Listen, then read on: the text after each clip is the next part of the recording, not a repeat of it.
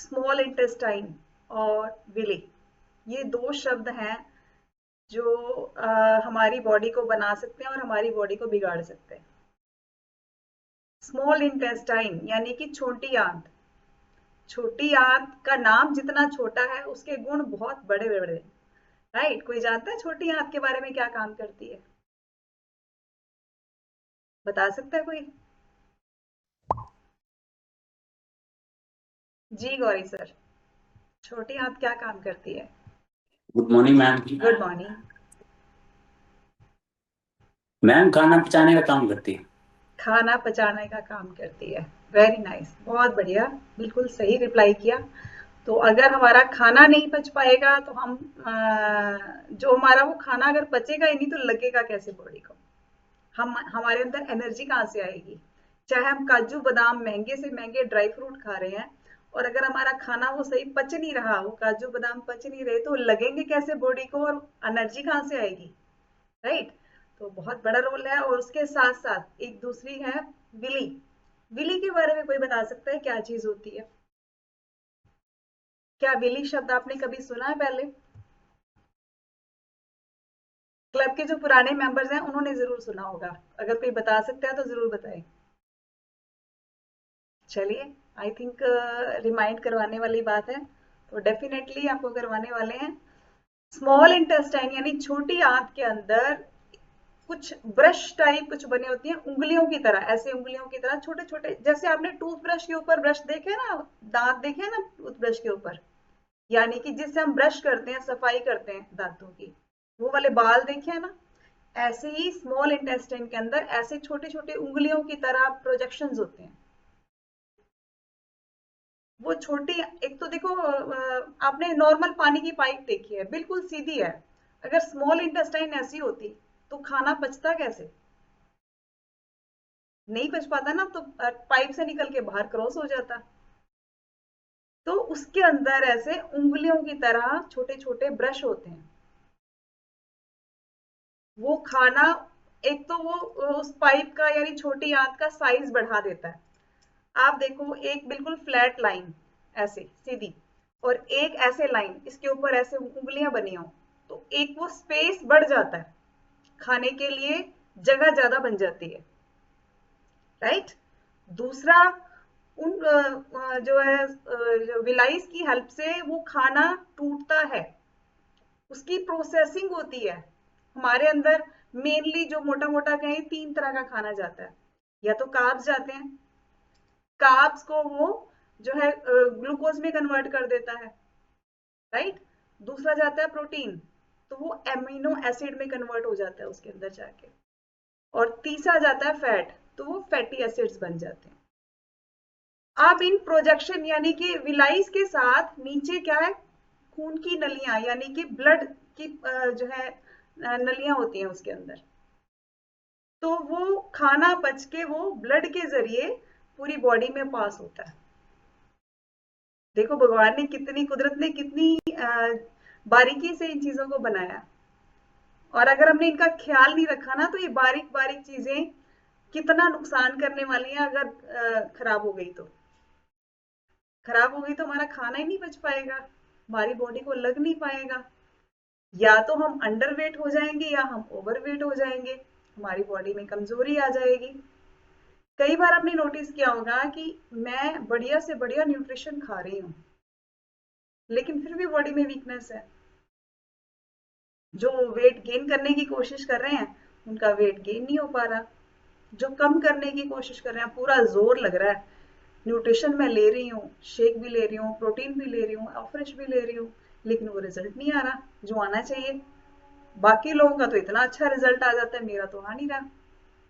तो कारण क्या होता है? कहीं ना कहीं वो न्यूट्रिशन भी हमारी पूरी बॉडी में अच्छे से ऑब्जर्व नहीं हो पा रहा, लग नहीं पा रहा। तो जो आपके बॉडी में जो विलाइस की प्रॉब्लम है, हो सकता है सामने वाले के अंदर ना हो, या आपका जो पहले फूड सिस्टम था, लाइफस्टाइल था, वैसा दूसरे पर्सन का ना हो। बहुत सारे कारण होते हैं। तो हमें अपने उसके ऊपर भी काम करना है, छोटी आंत पे और विलाइस पे। अब वो काम करने के लिए क्या किया जाए? सबसे पहले तो एक मिनट, डाइट में चेंज करना है। अल्टीमेटली बात डाइट पे ही आ जाती है, खाने में चेंज करना है। अपने कोच के साथ बैठिए, सबसे पहले अपने फूड में फाइबर जरूर ऐड कीजिए, फाइबर जरूर ऐड कीजिए। क्यों फाइबर क्यों ऐड करना है? आप सोच के देखो कि आप जैसे टावल ही ले लो, एक तरह से टावल के अंदर अगर उसके ऊपर मैली बॉडी पे रगड़ा जाएगा तो उसके अंदर मैल फंस जाएगी, और उसको धोया ही नहीं जाए, उसको साफ नहीं किया जाए तो मैल फंसते फंसते कितना वो जो उसके रोए हैं वो भी खत्म होने वाले हो जाते हैं, जड़ वो एक हार्ड हो जाते हैं, उससे साफ करना मुश्किल हो जाता है उस टावल से। सेम ऐसे ही जो अंदर विलाइज हैं उनकी हालत भी तो वैसी हो जाती है, वो प्रोसेसिंग करती रहती है, आपके गंदे फूड पचा रही होती है, शुगर पचा रही है, मैदे वाली चीजें पचा रही है, तली हुई चीजें पचा रही है, ऐसी हैवी हैवी चीजें पचा रही है। आखिर उनकी भी तो कोई कैपेसिटी होती है ना। हमने उनको इतना खराब कर रखा है उन विलाइज को कि उनको चैलेंज आ रहा है। अब उसको साफ करना है, उसको फिर से काम पे लगाना है, उनकी हेल्थ को अच्छा करना है, तो हमें फाइबर देना होगा बॉडी को, चाहे हमारा मन कर रहा है नहीं कर रहा, हमारा फ्रूट खाने का मन कर रहा है कि नहीं कर रहा, सैलेड खाने का मन नहीं कर रहा है, क्योंकि हमारी हैबिट नहीं है।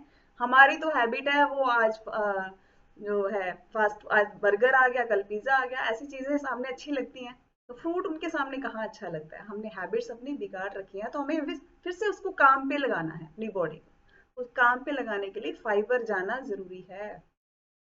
और जिसकी रिक्वायरमेंट ज्यादा है या अच्छे वाला फाइबर चाहता है कि मेरी बॉडी में जाके तुरंत असर करे, तो उसके लिए आप अपने कोच से बात कीजिए कि उनको कौन सा फाइबर ऐड करना है, क्योंकि हमारे पास टेबलेट और पाउडर फॉर्म दोनों में फाइबर अवेलेबल है, आपके बजट के अकॉर्डिंग, आपकी बॉडी की रिक्वायरमेंट के अकॉर्डिंग, दोनों में से आप कोई भी ऐड कर सकते हैं। वो अपने कोच से बात करेंगे इसके लिए। और घर के खाने में भी फाइबर आपने पूरा करना ही है, जितना हमें नेचुरल मिल सके। ठीक है, उसकी क्वालिटी बहुत अच्छी नहीं होती, लेकिन लेना तो है, कुछ तो असर करेगा ना वो। तो हमें घर के खाने में भी फाइबर पूरा करना है, फ्रूट सैलेड रेगुलर लेना है, साबुत दालें यूज करनी है उसके लिए, राइट। तो हाई फाइबर फूड के साथ साथ दूसरा पॉइंट हमारा आता है प्रोबायोटिक एंड प्रीबायोटिक। प्रोबायोटिक की हर शायद दूसरे तीसरे दिन टॉपिक में बात होती है, इतने जरूरी हैं वो। रेगुलर आपके कोचेस ने आपको लंच टाइम में दही ऐड करने को जरूर बोला होगा। जिसकी ज्यादा चैलेंज है उसको सिंपली प्रोबायोटिक भी ऐड करके दिया होगा। तो प्रोबायोटिक इतना जरूरी है। और प्रीबायोटिक क्या होता है? वो प्रोबायोटिक का खाना है, यानी कि सोल्यूबल फाइबर। अनाज, साबुत अनाज, उसके लिए हम यूज कर सकते हैं प्रीबायोटिक के लिए। और ये तीसरा हमारा पॉइंट आता है हाइड्रेशन, जरूरी है। अब आपने बढ़िया सा फाइबर दे दिया, अच्छा फूड लेके जा रहे हो, और उसकी प्रोसेसिंग नहीं हो रही। क्यों नहीं हो रही? क्योंकि पानी पूरा नहीं जा रहा। पानी को भी अपना काम करना है उस प्रोसेसिंग में, उसको लिक्विड बनाने में, उसको अंदर से सफाई करने में, उसको इजीली डाइजेस्ट करने में।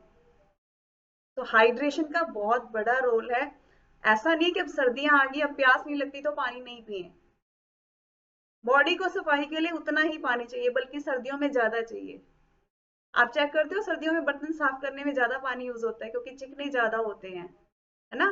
तो ऐसे ही हम बॉडी के अंदर सर्दियों में बहुत सारा फैट लेके जाते हैं, पिन्नियां शिन्नियां इस रूप में, है ना, हैवी मील्स लेके जाते हैं, तो ज्यादा पानी की जरूरत है, बल्कि प्रोसेसिंग के लिए भी और सफाई के लिए भी। तो अपना हाइड्रेशन पूरा कीजिए। सर्दियों में तो हाइड्रेशन के लिए हमारा एवरेज बड़ी जबरदस्त चीज है, कोसा कोसा पानी। और दिन में हम अगर और कोई कैफीन नहीं ले रहे तो 10 चम्मच तक का एवरेज ले सकते हैं पूरे दिन। 400 mg तक कैफीन जा सकता है ना अंदर, इसमें 40 होता है एक चम्मच में। ओके, तो नेक्स्ट है, जहां से विलाइज का खेल शुरू हुआ। विलाइज बिगड़ी क्यों? हमारे जंक फूड, हमारे फास्ट फूड की वजह से। उस पे एक बार टोटल क्रॉस लगा लीजिए, अगर आपका रिजल्ट नहीं आ रहा तो, गेन का या वेट लूज का, तो टोटल क्रॉस लगा लीजिए इसके ऊपर। क्या क्या चीजें? मैदे वाली चीजें, सफेद चीजें बेसिकली कह लो, मैदा हो गया, तेज नमक हो गया, चीनी हो गई, फास्ट फूड हो गया, तली हुई चीजें हो गई, इन सब पे टोटली क्रॉस लगा लीजिए। सॉफ्ट ड्रिंक्स हो गई,